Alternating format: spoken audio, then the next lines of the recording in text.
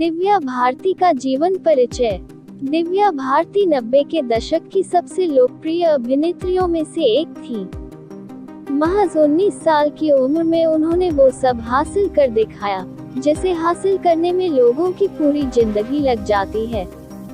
उन्होंने अपने करियर के शुरुआती दिनों में कई सफल फिल्मों में काम किया और कुछ ही फिल्मों में काम करके उन्होंने खुद को उस समय की बेहतरीन अभिनेत्रियों की सूची में शामिल कर लिया था।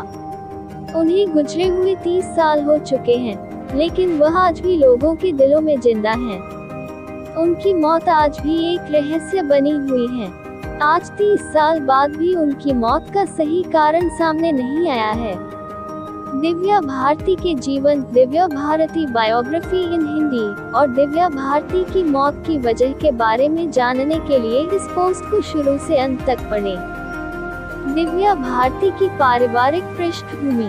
उनका जन्म 25 फरवरी 1974 को मुंबई में हुआ था।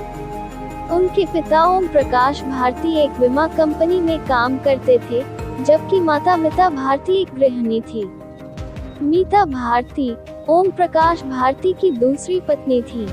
दिव्या भारती की एक बहन और एक भाई भी है। बहन का नाम पूनम भारती है, जो पेशे से एक मेटाफिजिशियन है, जबकि भाई का नाम कुणाल भारती है, जो एक बिजनेसमैन है। फिल्म ग्रैंड मस्ती में काम कर चुकी अभिनेत्री कायनात अरोड़ा दिव्या भारती की कजिन सिस्टर हैं। दिव्या भारती की शिक्षा। दिव्या भारती की शुरुआती पढ़ाई मानेकजी कॉपर हाई स्कूल से हुई। पढ़ाई के मामले में वह मध्यम स्तर की छात्रा थी। उन्हें शुरू से ही मॉडलिंग और फिल्मों में काम करने की रुचि थी और 16 साल की उम्र में ही उन्हें फिल्मों में काम करने के ऑफर मिलने लगे। इसलिए उन्होंने आगे की पढ़ाई नहीं की और अपना ध्यान फिल्मों की ओर लगाया। वह बचपन से ही काफी चुलबुली थी और लोग प्यार से उसे गुड़िया कहकर बुलाते थे। उन्हें स्कूल के दिनों से ही डांस और एक्टिंग का शौक था। दिव्या भारती का शुरुआती करियर। दिव्या भारती का फिल्मी करियर बहुत छोटा रहा।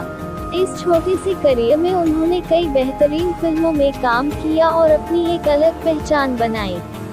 तो आइए जानते हैं उनके फिल्मी करियर के बारे में विस्तार से।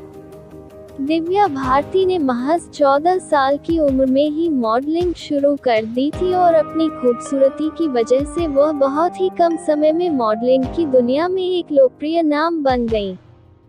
मॉडलिंग में सफल होने के बाद उन्होंने फिल्मों के लिए ऑडिशन देना शुरू किया। ऑडिशन में कई बार रिजेक्ट होने के बाद 16 साल की उम्र में उन्हें साल 1990 में तेलुगु फिल्म बोब्बिली राजा में काम करने का मौका मिला। इस फिल्म में काम करने के बाद उन्हें कई हिंदी फिल्मों में कुछ छोटे छोटे रोल करने को मिले, लेकिन उन्हें असली सफलता साल 1992 में फिल्म विश्वात्मा से मिली। वर्ष 1992 में उन्होंने सनी देओल के साथ फिल्म विश्वात्मा में काम किया। इस फिल्म का एक गाना सात समुंदर पार बहुत फेमस हुआ। इस गाने से दिव्या भारती को एक अलग पहचान मिली और इसके बाद उन्हें कई फिल्मों का ऑफर मिला। दिव्या भारती का फिल्मी करियर। विश्वात्मा के बाद दिव्या भारती शोला और शबनम, दीवाना और दिल आशना है जैसी कई फिल्मों में काम किया। 1992 से 1993 के बीच उन्होंने 14 फिल्मों में काम किया, जिसमें बैक टू बैक 10 फिल्में सफल रहीं। उन्होंने अपने फिल्मी करियर के दौरान शाहरुख खान, ऋषि कपूर और गोविंदा जैसे अभिनेताओं के साथ काम किया। साल 1992 में फिल्म दीवाना के लिए फिल्मफेयर पुरस्कार के तहत उन्हें सर्वश्रेष्ठ नवोदित अभिनेत्री के पुरस्कार से सम्मानित किया गया। उनकी आखिरी फिल्म रंग थी, जिसमें उसके साथ कमल सदाना थे, जबकि उनकी आखिरी रिलीज फिल्म शतरंज थी, जो उनकी मृत्यु के बाद रिलीज हुई थी और इसमें उनके साथ जैकी श्रॉफ मुख्य भूमिका में नजर आए थे।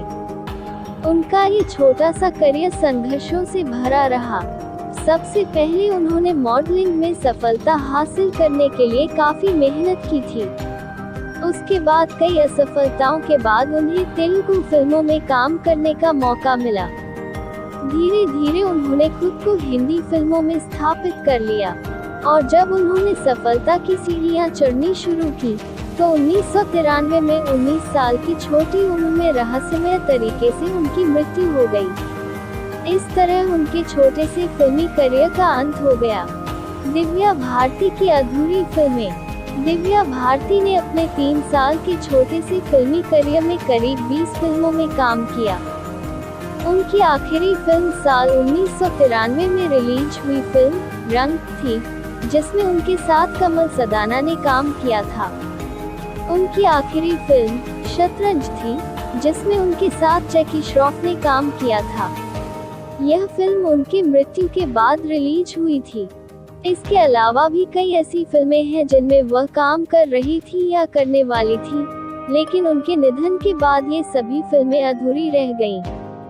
ऐसी फिल्मों में फिल्म लाडला का नाम भी आता है।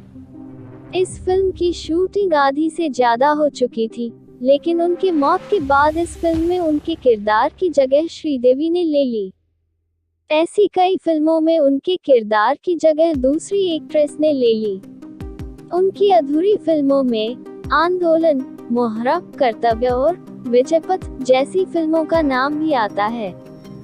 तेलुगु फिल्म थोली मुंडू की आधी शूटिंग हो चुकी थी। बाद में इस फिल्म में दिव्या भारती के किरदार को एक्ट्रेस रंभा ने पूरा किया, जिनका चेहरा कुछ हद तक दिव्या भारती से मिलता जुलता है। दिव्या भारती के जीवन पर एक फिल्म बनने वाली थी, जिसका नाम था love behind the border pipe, लेकिन यह फिल्म फिर कभी नहीं बनी। दिव्या भारती का निजी जीवन। साल 1992 में दिव्या भारती ने फिल्म प्रोड्यूसर साजिद नाडियाडवाला से शादी की।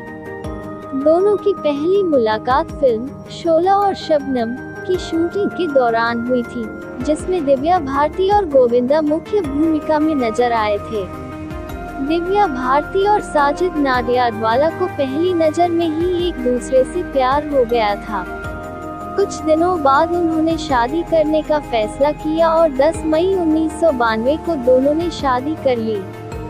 दिव्या भारती ने अपने माता पिता को शादी के बारे में नहीं बताया, क्योंकि दोनों अलग अलग धर्म से आते थे। उनकी शादी में उनके परिवार का कोई भी सदस्य मौजूद नहीं था। बाद में जब उन्होंने अपने पिता को अपनी शादी के बारे में बताया तो उनके पिता ने उनकी शादी के फैसले को स्वीकार कर लिया। उसने शादी के लिए अपना धर्म और नाम दोनों बदल लिया था। उन्होंने इस्लाम धर्म अपना लिया और अपना नाम बदलकर सना नाडियाडवाला रख लिया। दिव्या भारती की फिल्में बोगबिली राजा 1990 तेलुगु, विश्वात्मा 1992, शोला और शबनम 1992। साल 1992 में रिलीज हुई फिल्म शोला और शबनम डेविड धवन द्वारा निर्देशित एक रोमांटिक कॉमेडी फिल्म थी। इस फिल्म में दिव्या भारती के साथ गोविंदा, गुलशन ग्रोवर और अनुपम खेर मुख्य भूमिका में नजर आए थे। दिल का क्या कसूर 1992। साल 1992 में रिलीज हुई फिल्म दिल का क्या कसूर का निर्देशन लॉरेंस डिसूजा ने किया था। यह अपने समय की सुपरहिट फिल्मों में से एक है। इस फिल्म में दिव्या भारती और पृथ्वी मुख्य भूमिका में नजर आए थे। नदीम श्रवण ने इस फिल्म के लिए संगीत तैयार किया और इस फिल्म के गाने बहुत लोकप्रिय हुए। दीवाना 1992। साल 1992 में रिलीज हुई फिल्म दीवाना एक लव स्टोरी बेस्ड फिल्म है। राज कंवर इस फिल्म के निर्देशक थे। इस फिल्म में दिव्या भारती के साथ शाहरुख खान और ऋषि कपूर मुख्य भूमिका में नजर आए थे। यह फिल्म शाहरुख खान की पहली फिल्म भी थी। गीत 1992, जान से प्यारा 1992, दिल आशना है 1992। साल 1992 में रिलीज हुई फिल्म दिल आशना है का निर्देशन और निर्माण हेमा मालिनी ने किया था। इस फिल्म में दिव्या भारती और शाहरुख खान मुख्य भूमिका में नजर आए थे, जबकि मिथुन चक्रवर्ती, जितेंद्र, डिम्पल कपाड़िया और अमृता सिंह सहायक किरदार में थे। यह शाहरुख द्वारा साइन की गई पहली फिल्म थी, लेकिन इस फिल्म के देर से रिलीज होने के कारण यह उनकी दूसरी फिल्म बन गई। दुश्मन जमाना 1992। दिल ही तो है 1992, बलवान 1992, रंग 1993, क्षत्रिय 1993, शतरंज 1993। दिव्या भारती की मौत की वजह। दिव्या भारती ने अपने छोटे से फिल्मी करियर में बड़ी सफलता हासिल की, लेकिन उन्होंने बहुत ही कम उम्र में इस दुनिया को अलविदा कह दिया। उनकी मौत की वजह। दिव्या भारती डेथ रीजन अत्यधिक विवादित और रहस्य से भरी है। कोई इसे हत्या कहता है, कोई इसे आत्महत्या कहता है, कोई इसे महज एक दुर्घटना कहता है। तुलसी अपार्टमेंट जिसे दिव्या भारती ने मुंबई के वसोवा में खरीदा था। 5 अप्रैल 1993 को उसी अपार्टमेंट की 5वीं मंजिल से गिरकर उनकी मौत हो गई थी। 5वीं मंजिल से गिरने के बाद उन्हें तुरंत कूपर अस्पताल ले जाया गया, लेकिन डॉक्टरों ने उन्हें मृत घोषित कर दिया और कूपर अस्पताल के डॉक्टरों के मुताबिक ज्यादा खून बहने के कारण उनकी मौत हुई। उनकी मृत्यु अत्यधिक विवादित रही। लोग यह मानने को तैयार ही नहीं थे कि यह महज एक हादसा था। लोग उनकी मौत को लेकर तरह तरह के दावे करने लगे। उनकी मौत के बारे में हत्या से लेकर आत्महत्या तक की खबरें भी आने लगी। कुछ लोगों का कहना था कि साजिद नाडियाडवाला के अंडरवर्ल्ड से संबंध है, इसी वजह से दिव्या भारती की हत्या की गई। कुछ लोगों का कहना था कि दिव्या भारती की शादीशुदा जिंदगी ठीक नहीं चल रही थी, जिसके कारण उसने शराब का अधिक सेवन करना शुरू कर दिया था और शराब के नशे में उसने आत्महत्या कर ली थी। कई सालों तक उनकी मौत की जांच के बाद मुंबई पुलिस ने साल 1998 में एक रिपोर्ट पेश की, जिसके मुताबिक उनकी मौत महज एक दुर्घटना थी। उनकी मौत का कारण छत से गिरना था। उन्होंने बताया कि ऐसा कोई सबूत नहीं मिला है जिसके आधार पर यह कहा जा सके कि उनकी मौत एक हत्या थी या आत्महत्या थी। दिव्या भारती के बारे में अज्ञात तथ्य। उन्होंने 14 साल की उम्र में मॉडलिंग शुरू कर दी थी और 16 साल की उम्र में तेलुगु फिल्म बोब्बिली राजा के साथ अपनी फिल्मी करियर की शुरुआत की। 16 साल की छोटी उम्र में ही वह तेलुगु फिल्म की लोकप्रिय अभिनेत्रियों में से एक बन गई थी। उन्हें बॉलीवुड में असली पहचान साल 1992 में रिलीज हुई फिल्म विश्वात्मा के गाने सात समुंदर पार से मिली।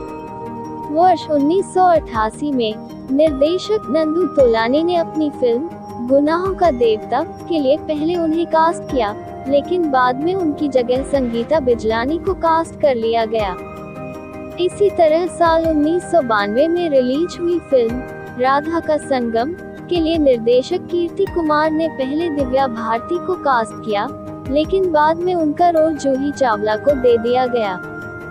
बतौर न्यूकमर उन्होंने 12 से ज्यादा फिल्में साइन करने का रिकॉर्ड बनाया है। उसे पूजा करना बहुत पसंद था और वह रोज मंदिर में पूजा करने जाती थी। पढ़ाई में उनकी विशेष रुचि नहीं थी, इसलिए उन्होंने अभिनेत्री बनने का फैसला किया। उन्हें फिल्म दीवाना के लिए सर्वश्रेष्ठ नवोदित अभिनेत्री के लिए फिल्मफेयर पुरस्कार से सम्मानित किया गया। फिल्मों के अलावा उन्होंने देश विदेश में कई संगीत कार्यक्रमों में हिस्सा लिया। निष्कर्ष। दिव्या भारती अपने समय की सबसे कम उम्र की अभिनेत्रियों में से एक थी। उन्होंने अपने करियर की शुरुआत मॉडलिंग से की, फिर उन्होंने तेलुगु फिल्मों में काम किया, उसके बाद उन्होंने हिंदी फिल्मों में कदम रखा। इस तरह उन्होंने हिंदी फिल्मों में आने के लिए काफी संघर्ष किया।